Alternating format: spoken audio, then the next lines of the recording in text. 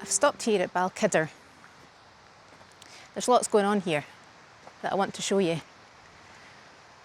This structure, this kirk, was built in 1631, I think. It replaced a much older church known as the Little Church, which was established by St Angus. Christianity came to this area, they think, round about 500 AD. But before that, the Celts, the druids in particular, called this place a thin place, where they believed the space between the worlds the veil was thinner. The hill high above the kirk here, which you can't see, is known as the Hill of Fire, due to the druids lighting fires up there on Beltane. But the reason I've brought you here is because there's a very interesting and famous man buried here.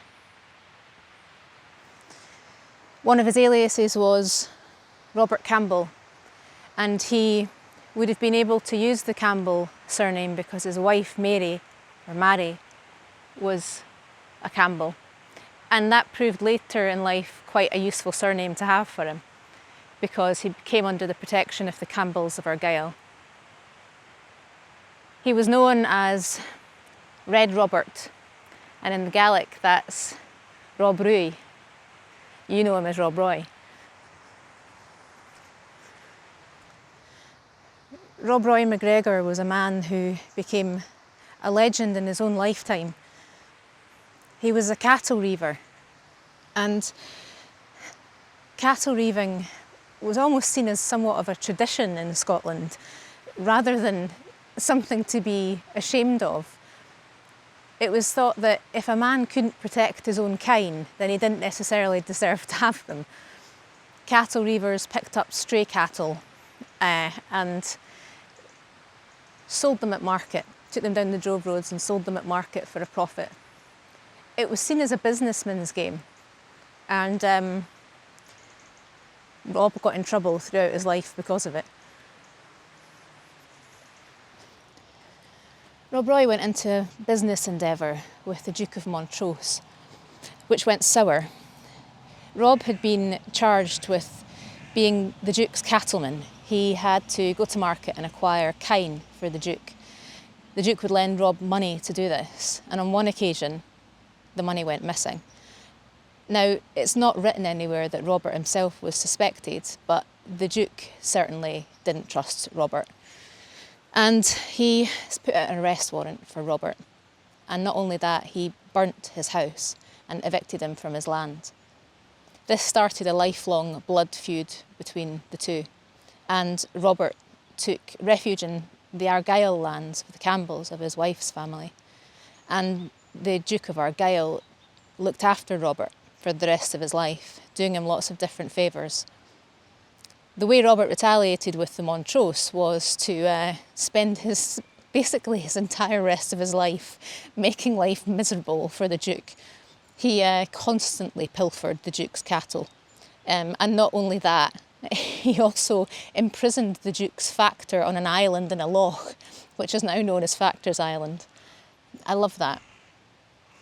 In 1723, a pamphlet, a little booklet, was written about Rob Roy, called The Highland Rogue. Some people think it was actually Defoe that wrote the pamphlet, the guy who wrote Robinson Crusoe. But regardless, it heavily romanticised Robert and his life, although some of the accounts in it are verifiable. The pamphlet obviously rubbed somebody up the wrong way because 2 years after it, the Southern General Wade found and arrested Robert and took him to London, imprisoned him in York. There was a royal petition for his release, though. He was obviously well regarded amongst people. And he was pardoned and released. And he spent the remainder of his days about 20 minutes up the road from here in a house which no longer exists. But the site of it's known. He is buried here alongside his wife and 2 of his 4 sons. Interestingly, his descendants must have moved to America because a place called McGregor in Iowa, somebody was known to have inherited Robert's signet seal ring. I'll show you his grave.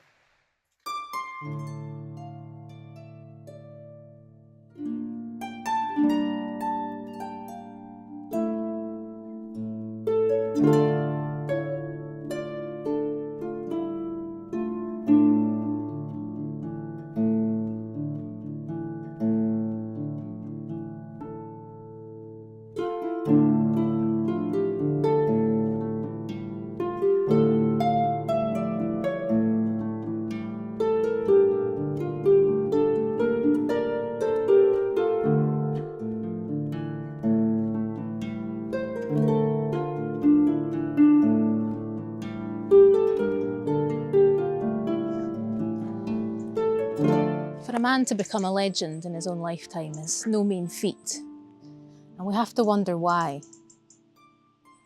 I think very close under the surface of many Scots is a rebellious streak, a bit of a middle finger up to the establishment, just waiting in the wings.